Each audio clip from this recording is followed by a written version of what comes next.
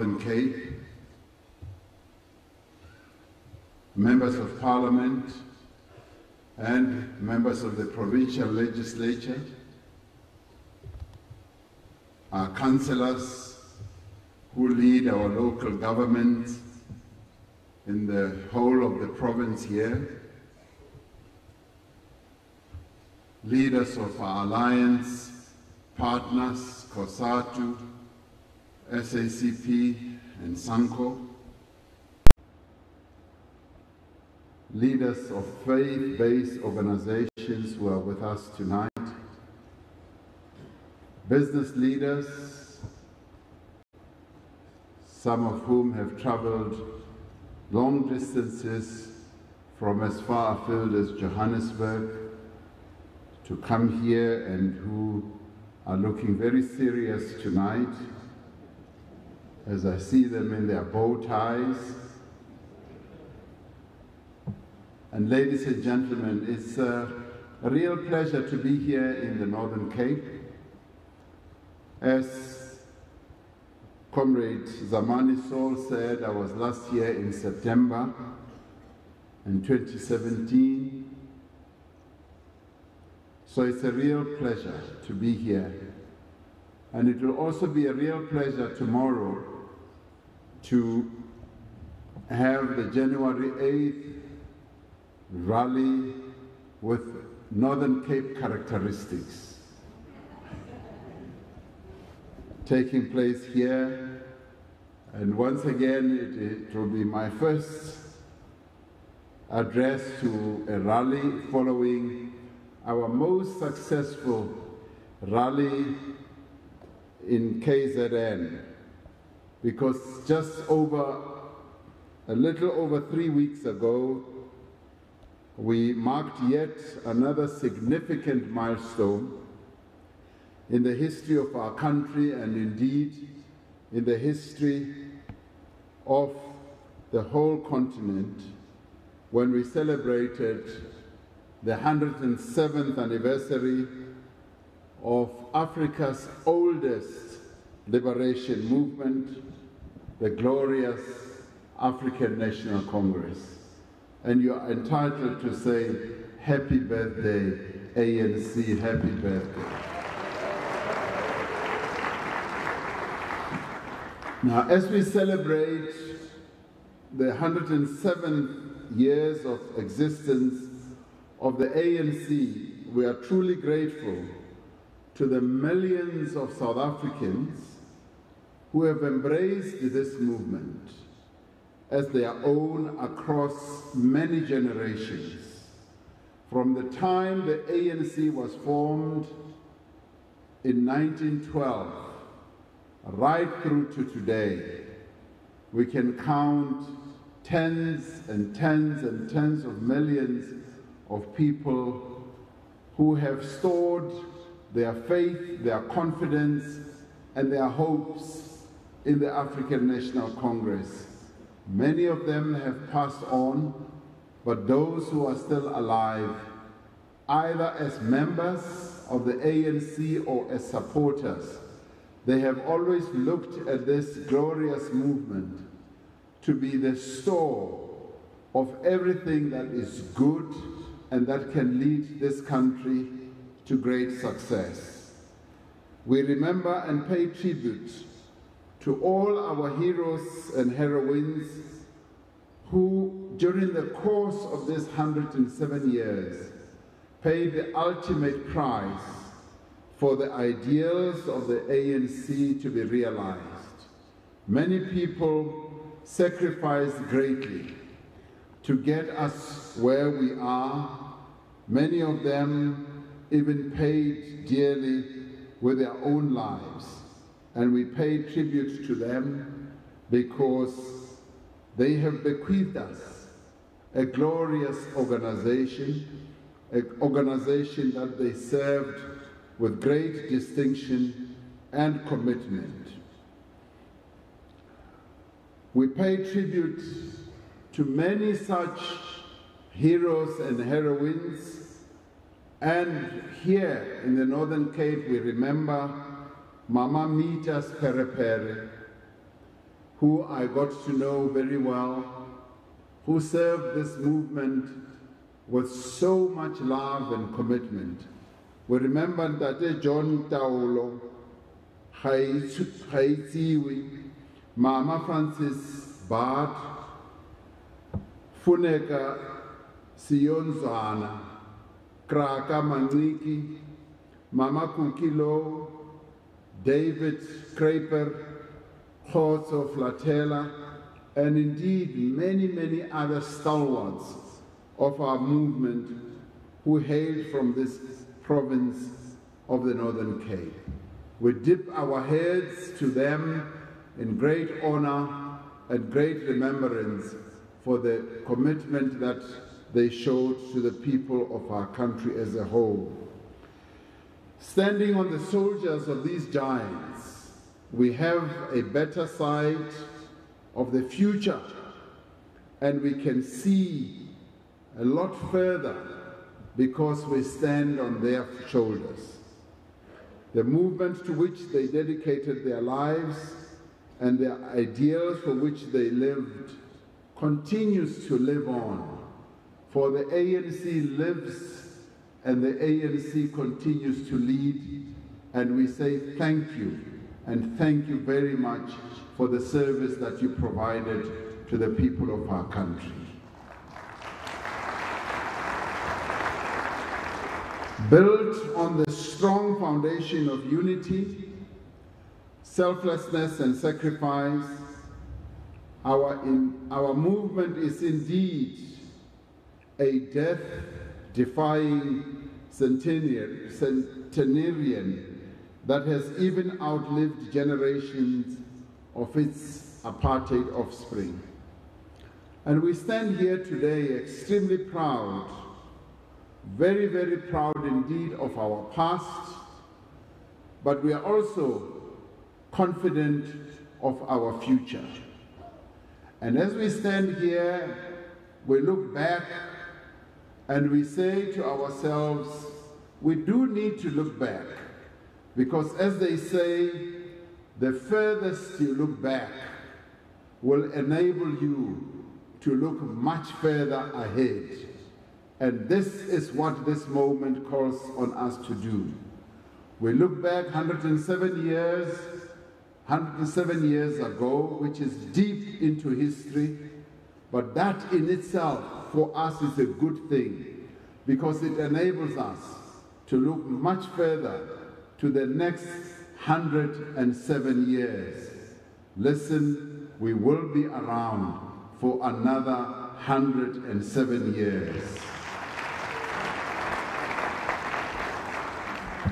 And it is for this reason that we presented to our people on the 12th of January in KZN a forward-looking elections manifesto of our movement, which outlines how the ANC plans to grow South Africa in the next 5 years. And it is for that reason that we said we want to mobilize the people of our country collectively and together so that we can grow South Africa. This is an inspired slogan, a slogan that calls on all South Africans, where we say, this is now the moment when we need to work together, hold hands, move forward together in a determined way so that we can grow South Africa. Because for us, there is no other option. There is no option of saying, no, let us take a detour. Let us take another direction. The direction that we know, the direction that our people want us to take is to move forward, working together, holding hands together to grow South Africa. We know also that we cannot move backwards. We cannot move sideways. This is precisely what our manifesto was all about. It is a forward-looking manifesto that calls on the people of South Africa collectively to join this forward-moving motion to take the country forward. That is what the ANC has been seeking to do since 1912. It has been pointing the way forward. And to this day, that's what the ANC is doing. And that is why it is supported by millions of South Africans. If you were to turn around and look behind you, you will see that there's a string of millions of South Africans who are following the African National Congress because it holds the flag to the future. It holds the flag of enabling our country to be the best country on the African continent, to be the best country in the world. So join us on this journey. Come with us.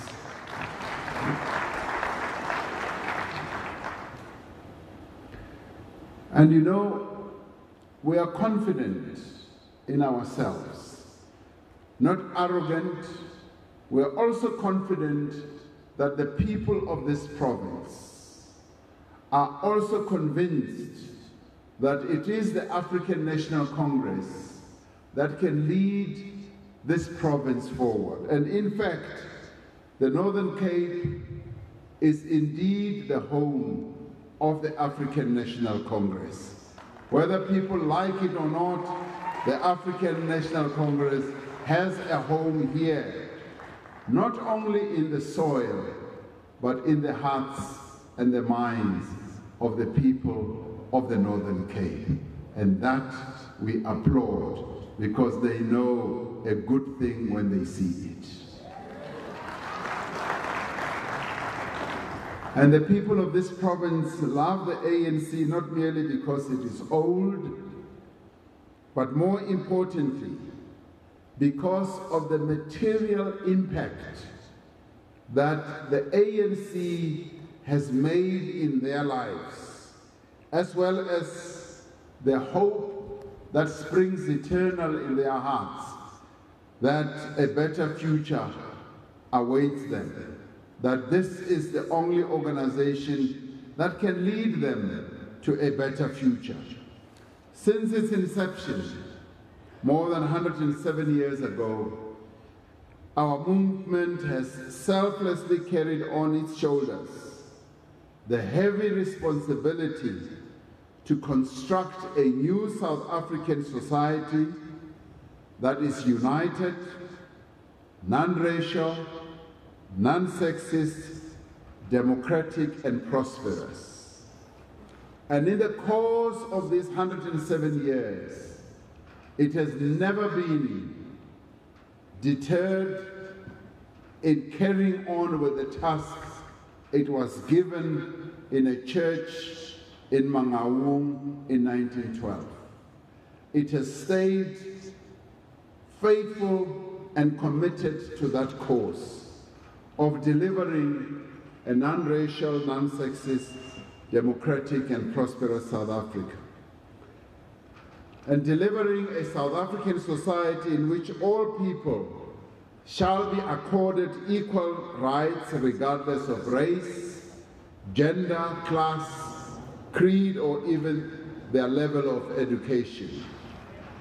Many who had been given or who had usurped the responsibility to run this country had run this country to the ground in many ways because they followed racist policies, they followed policies that excluded others, they followed policies that impoverished the majority of the people, they followed policies that dispossessed the majority of the people. They did not seek to unite the nation. Instead, they divided the nation, and they did so because they had usurped illegally and unlawfully the right to lead this country and they led it into the ground. The ANC, having been given the responsibility in 1912 to unite South Africa, has kept on that task. And today we can say, as it has been given the right to govern the country, it has made dramatic steps to unite the people of our country, to make South Africa a non-sexist country, to make South Africa a non-racial country. A united society also to make it a country in which no group of people should have any legitimate basis to feel marginalized and excluded. This includes all the people of our country, including the Khoisan community, with which we are continuing to engage on a number of complex issues and concerns that they have raised. We are an open government. We are also a government that listens very, very seriously to the concerns of our people. History has imposed on our movement the task to build a society in which the potential of the talents of our children are not undermined by the socio-economic status of their parents, whereas in the past, the children of our country were excluded from getting a decent education because of the race of their parents, because of the socio-economic status of their parents, and also because of where their parents stayed. Since the attainment of freedom and democracy 25 years ago in 1994, we have been relentless in pursuit of building this type of society, a society where all South Africans can live freely, a society in which all South Africans can feel included and cared for, a society in which all South Africans can participate in the life of their country, can also participate in growing the economy of their country, and we've been involved in ways of dealing with our horrible past, a past that was so horrible that it impoverished so many of our people. We're seeking to build a society where we will free our people from the chains and the bondage of poverty, of inequality, and all that goes with that, including unemployment. Whilst we admit that we are not yet where we want to be, it would be dishonest not to acknowledge that we have made significant and unmatched progress along the way. We know where we want to be, and we know that there are many, many challenges that lie ahead. But we also know that it has only been 25 years that we have been given the task of governing this country. This country was driven into the ground over more than 300 years, over many years of apartheid misrule. In 25 years, we have picked up this country. We have, as the people of this country, been working together to improve the lives of our people collectively. And through our holistic approach to social transformation, our government has been able to address some of the serious challenges that our people have faced over many, many years of apartheid misrule. And they have revolved around important social needs such as housing. We've built more than 4.7 million houses for the people of our country to accommodate close on to 12 million South Africans so that they can have shelter and a home. I know of no government on our continent that has done that in 25 years.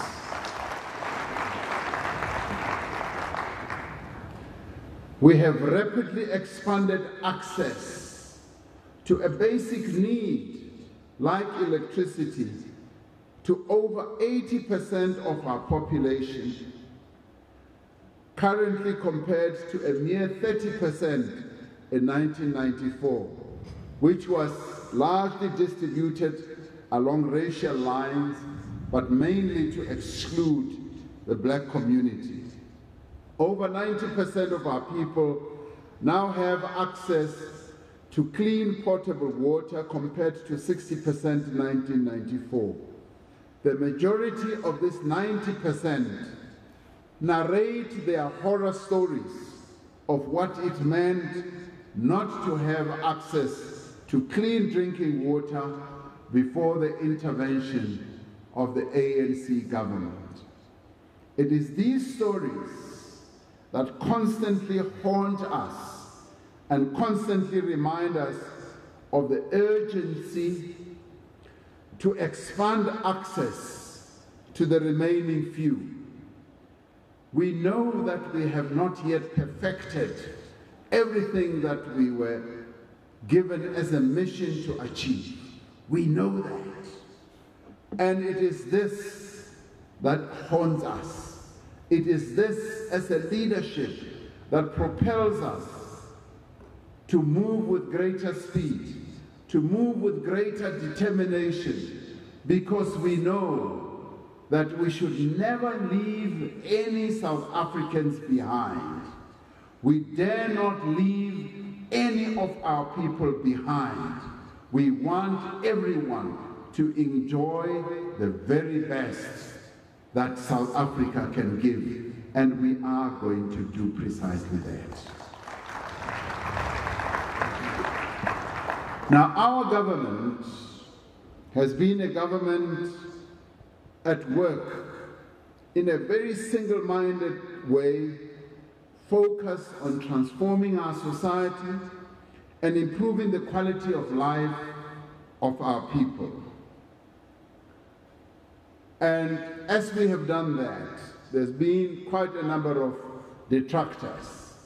There's also been backlash from some quarters, criticism from a number of places, but we've remained focused. We have decided that we will remain focused because our interest is one and one only, to serve the people of our country.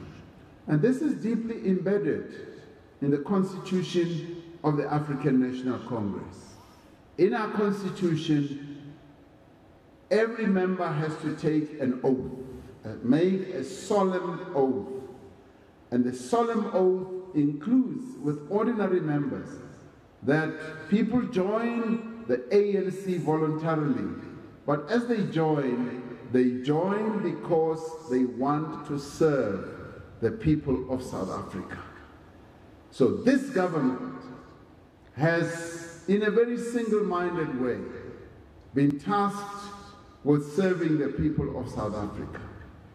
And in serving the people of South Africa, it does not mean one section of the people of South Africa. It does not mean one national group or one language group. It means all the people of South Africa. That is what we have signed up for. And that is what we will forever remain committed to as we build this nation into a winning nation. Now, what else have we done? What else have we done?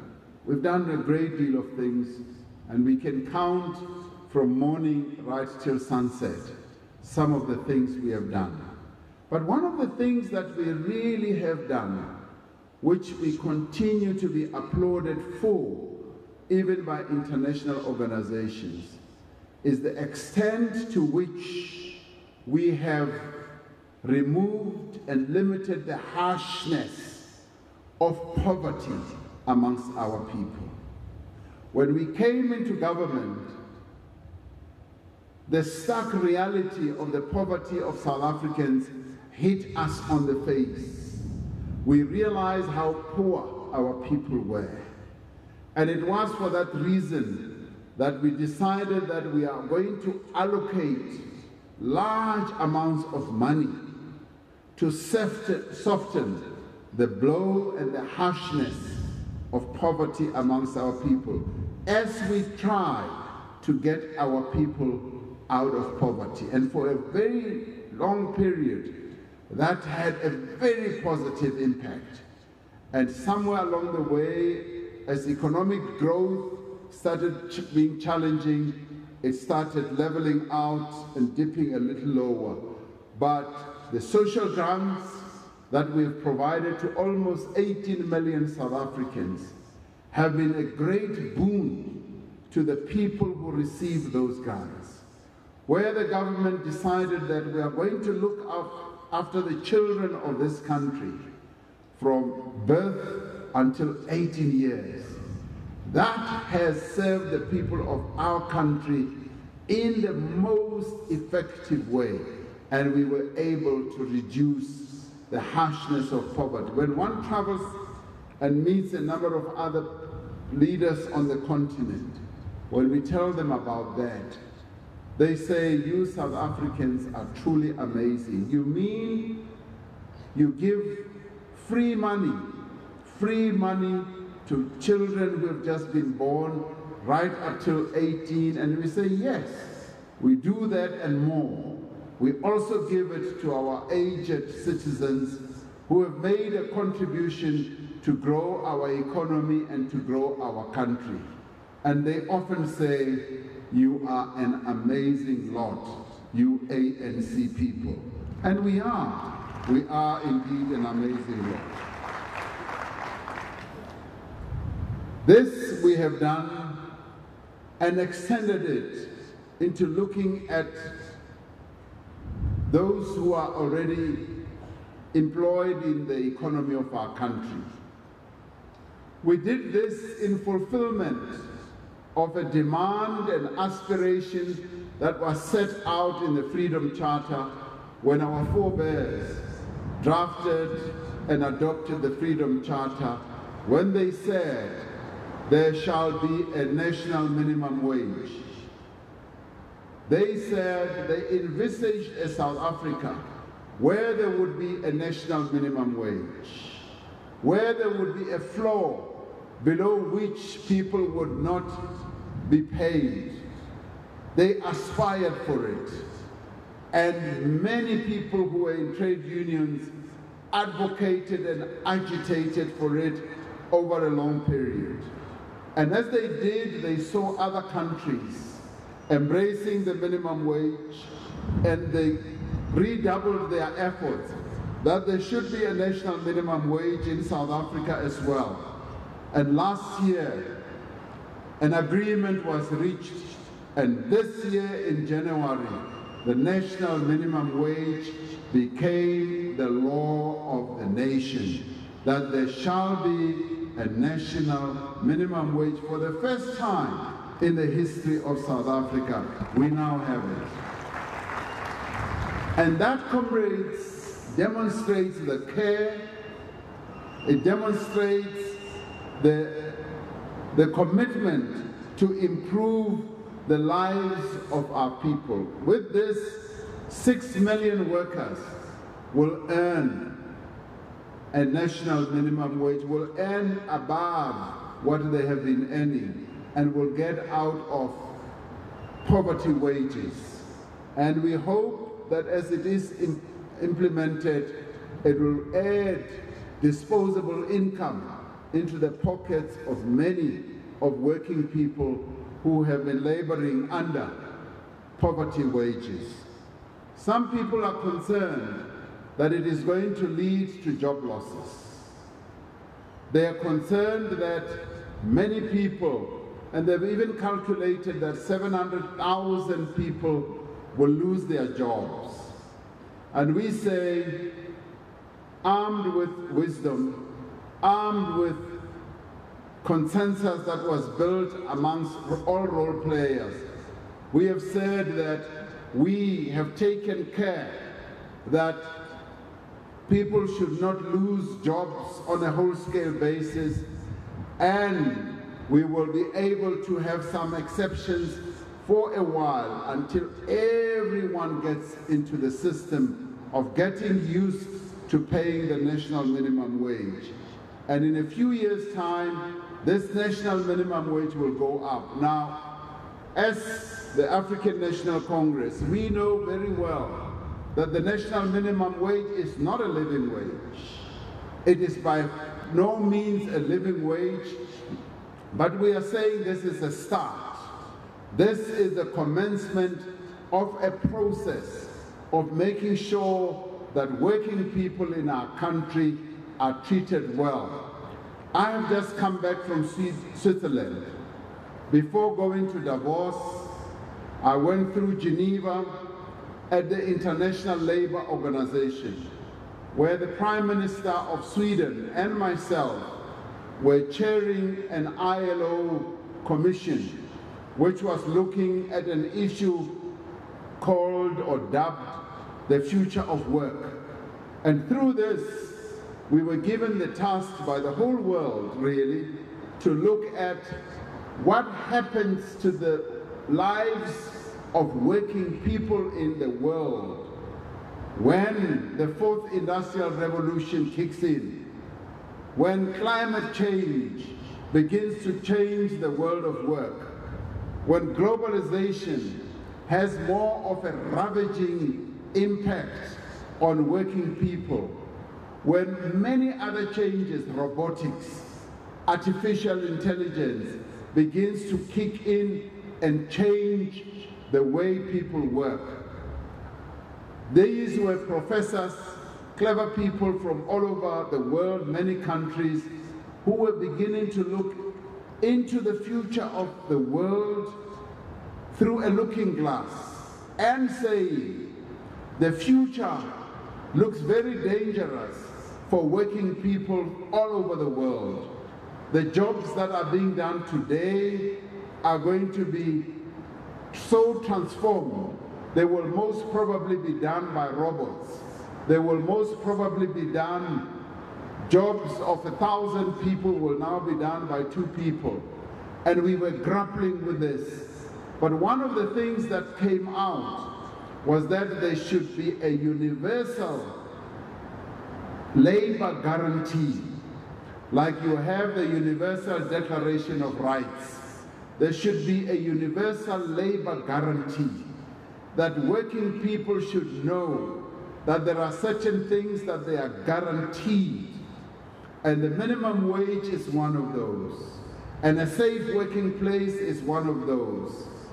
But the other important part was that as we look for the migration between artificial intelligence, the fourth industrial revolution, we should look at how people, as the form of work changes, can be better prepared, can be trained, can be skilled, reskilled, and upskilled. It's a most fantastic report that we came up with, which I would encourage those who serve the internet to look at, because it deals with the real issues that affect working people.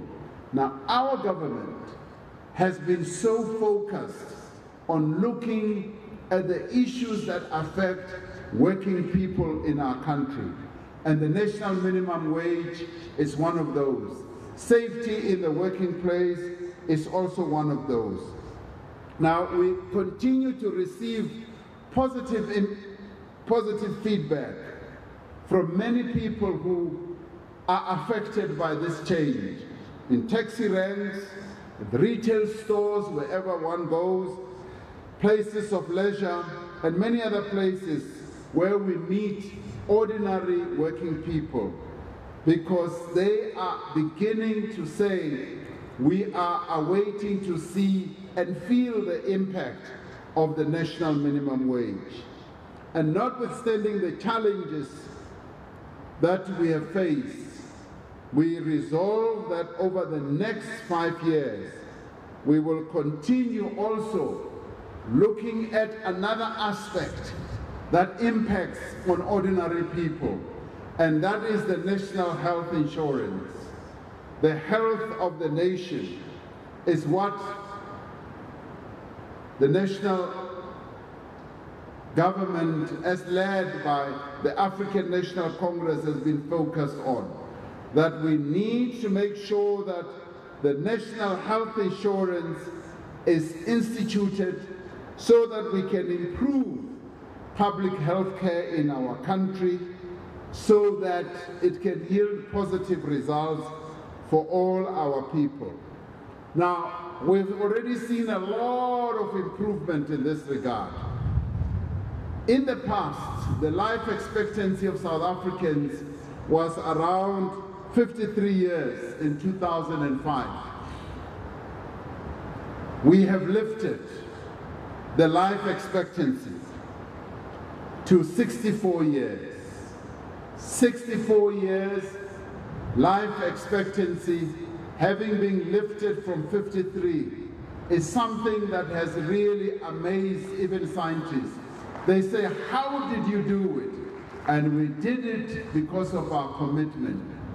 Comrade Derek Hanekom is more than 70 years old. He has already lived beyond the 64, so he will not benefit from that. But for the rest of us, we are going to benefit from this new life expectancy. I see Comrade Zamani Saul benefiting a great deal because he's still a young man. So he will live beyond 64 years. I've already gone beyond it. I'm 66 this year. So lucky me. And what else have we done?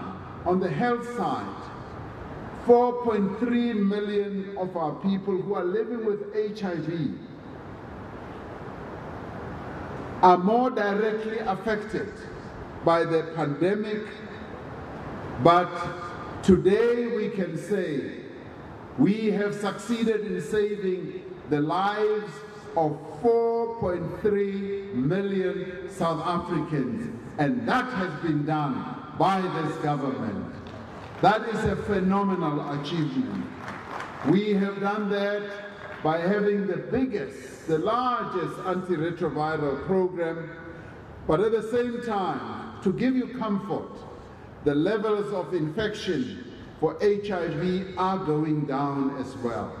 So as we are treating our people, giving them a new lease on life, the levels of infection are going down, and we want that to increase.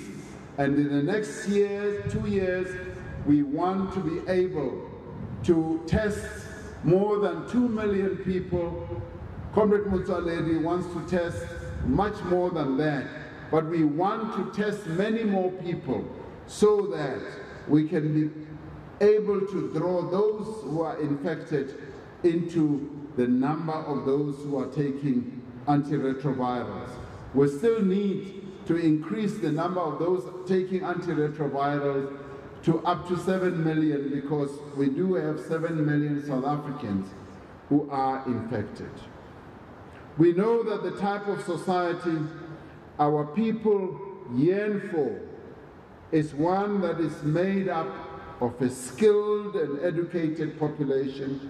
We know that education is the key driver of fair and sustainable development. And for this reason, we have, over the past 25 years, massively invested in education. And some people have often thought that our education outcomes are pedestrian, they are poor, and some people were already saying it is so bad that we don't even need to talk about our education outcomes. I have some good news for you. Our education outcomes are continuing to improve year after year.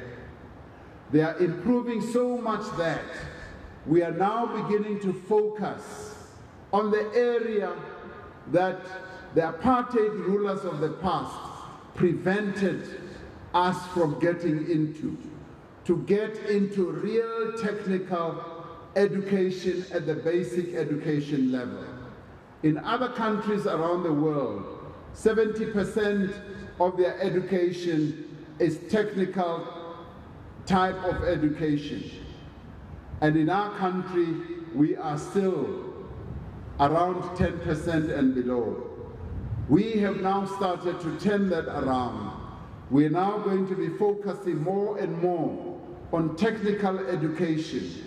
And believe you me, as we open up more and more technical schools, we are finding that parents and the young learners themselves are just coming in their hundreds, thousands into those schools, because we are a nation that has already realized that there is great value in technically oriented education.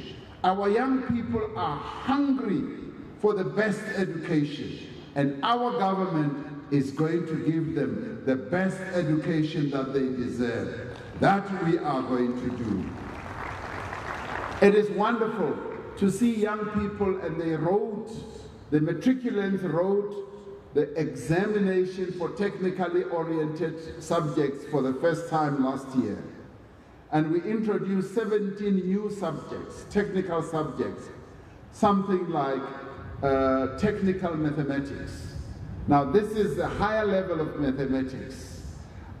We introduced really fantastic subjects at the school level, not even at the college level. And these are subjects that we are finding that our young people have great proficiency for.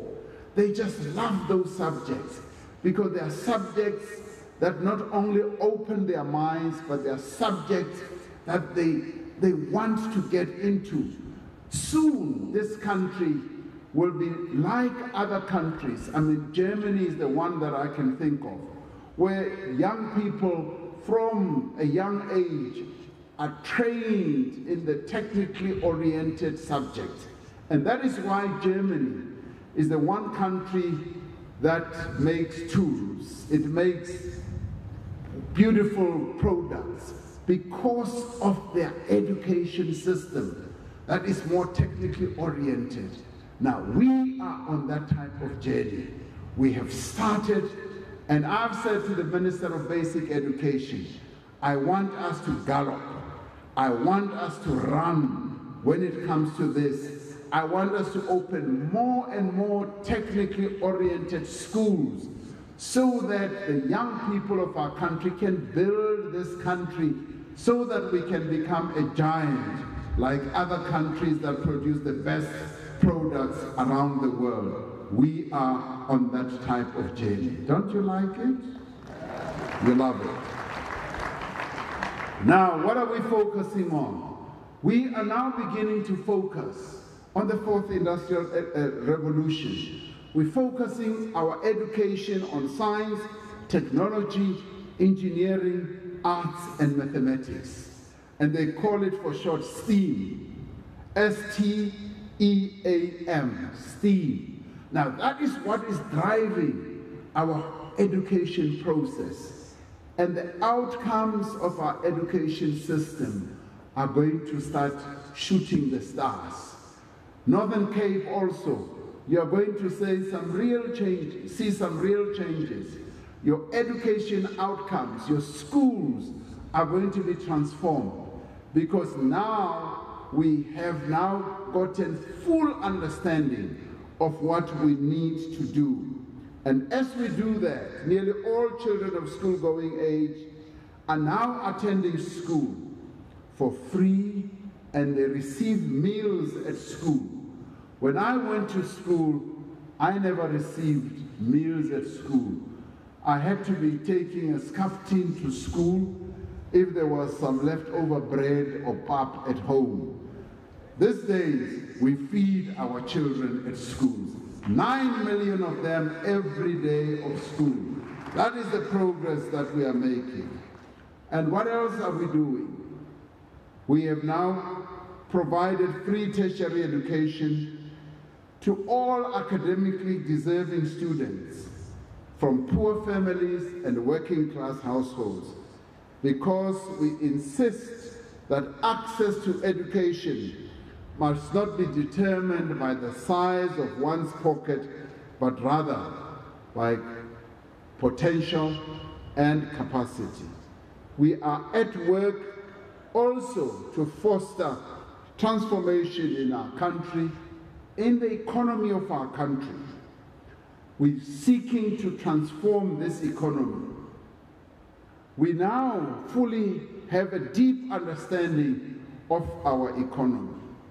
Remember, we were given this economy to manage 25 years ago. And having achieved our vote in 1994, we sought to stabilize the country, to make sure that we reduce poverty. We've now taken the bit in our teeth to make sure that we fully transform this economy. And we've been passing lots of laws to make sure that we open up the economy. Access to the economy must be opened, and black economic empowerment of a radical nature must become the order of the day. Our people must manage, own, and control the economy. There is no negotiation about that. That must happen, because this is what our people want. We are on the journey there, and we will transform this economy. Whether people like it or not, it is going to transform. The economic transformation, therefore, is critical, and we want to transform it so as to make sure that there is inclusive growth. All our people must benefit from the transformation of our economy. And we want our corporates, our business people, to understand fully the journey that we are on.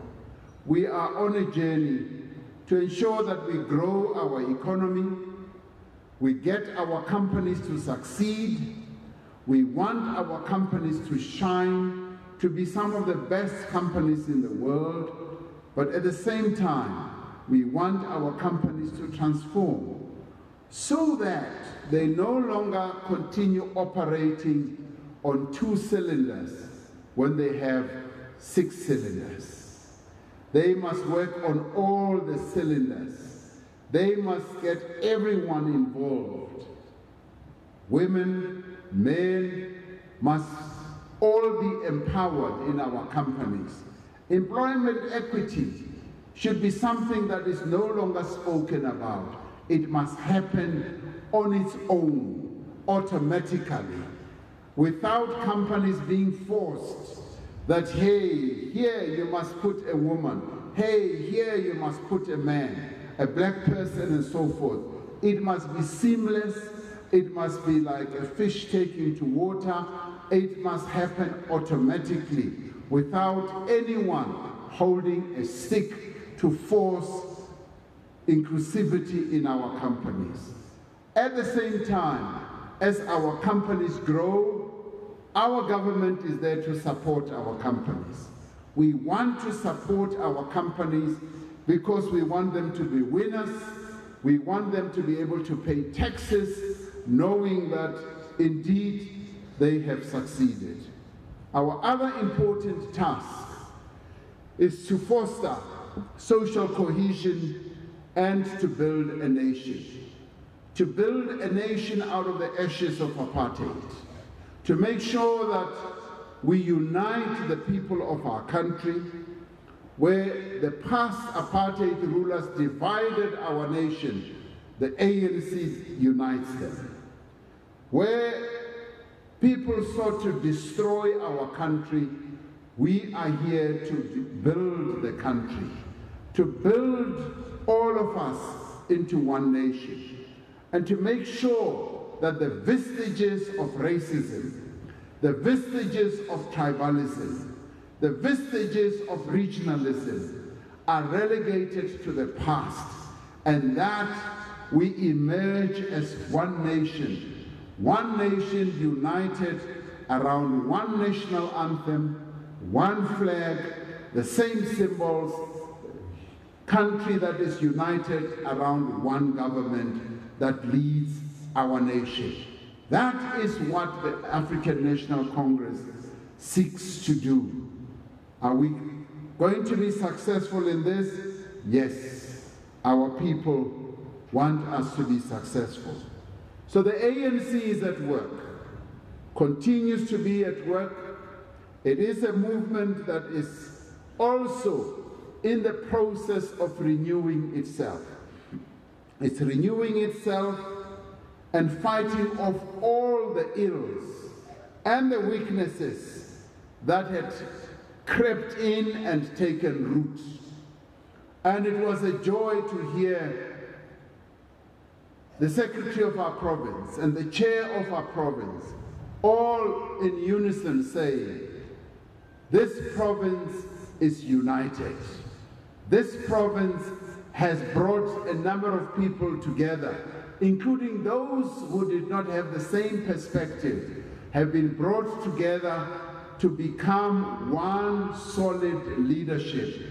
I applaud you for having a united PEC, and thank you very much, because you make my job a lot easier as the president of the African National Congress, because that is the mandate I was given when I was elected at Nasrec in 2017, the 18th of December. The mandate and the task I was given was go out, Cyril Ramaphosa, and unite the African National Congress. Go out and renew the African National Congress. And this is the task that I have been involved in. This is the task that the National Executive Committee has been involved in. This is the task, Comrade Zaman, that I'm glad to hear that all of you in this province have been involved in, to build unity of the African National Congress here in this province. This is the mission that we have. But our mission goes beyond just uniting the ANC. Our mission, as it was the mission that was given to our forebears in 1912, is to unite South Africa. That is the mission that we have. It's not only to unite the 1 million or so members of the African National Congress. It's not only to unite the 11 million people who voted for us.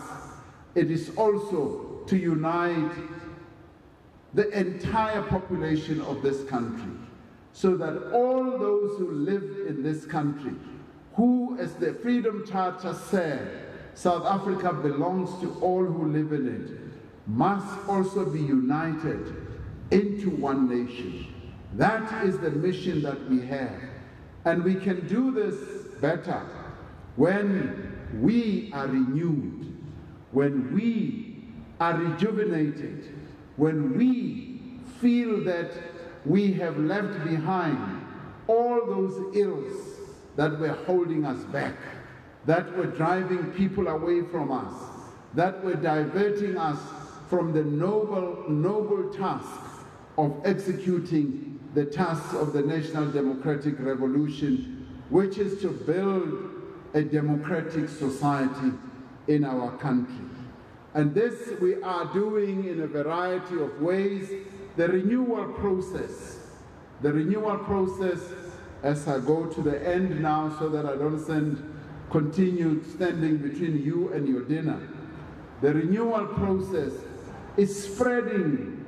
It is indeed spreading throughout the country. Many of South Africans are feeling much more hopeful about the future. Many of our people are feeling that This country is now on a renewed journey. It is going somewhere. And this will be demonstrated in the next few days as we have a whole number of other occasions where the nation will be giving direction in the way that they do things, either listening or cheering to where we should be going. This sense of renewal is spreading in our state-owned enterprises, in our government departments, in our criminal justice system, in even our corporates, in many, many other areas. It is not only spreading within the structures of the ANC, it is becoming more and more widespread. It is spreading, and many South Africans are embracing it. And this is being stimulated by some of the things that are happening, including some of the more painful things that we're going through, like commissions of inquiry that are going on. Those should be seen as cleansing agents. These should be seen as agents that are cleaning us all and perfecting us, getting us ready for the next mission. Because beyond what we will have gone through these commissions of inquiry, we will emerge much stronger. We will emerge much more determined. And as I've been saying, these processes are taking us through a catharsis. A catharsis is a moment when you have to deal with something that is rocking you, something that brings about a shocking process to you, but something that can lead to redemption. These commissions of inquiry are also going to yield moments of redemption. So I'm saying, let us not be too scared. Let us not be too alarmed as all these things yield information that could scare us or shock us. It is necessary that we should go through this. This is a valley that we must go through. But beyond this valley will be redemption. Beyond this valley will be total renewal. It will be a moment that South Africa wants us to be in, where we are completely renewed, reinvigorated, cleansed. But it is also a moment where those who have been involved in malfeasance, those who have been involved in wrong activities, those who have been involved in corruption, must be man and woman enough to stand and be accountable, to stand and say, yes, we have done wrong, and be accountable to the nation. That is what this moment is going to call for. So comrades and colleagues, we are going through dramatic changes. But these dramatic changes must steel us for the best that is yet to come.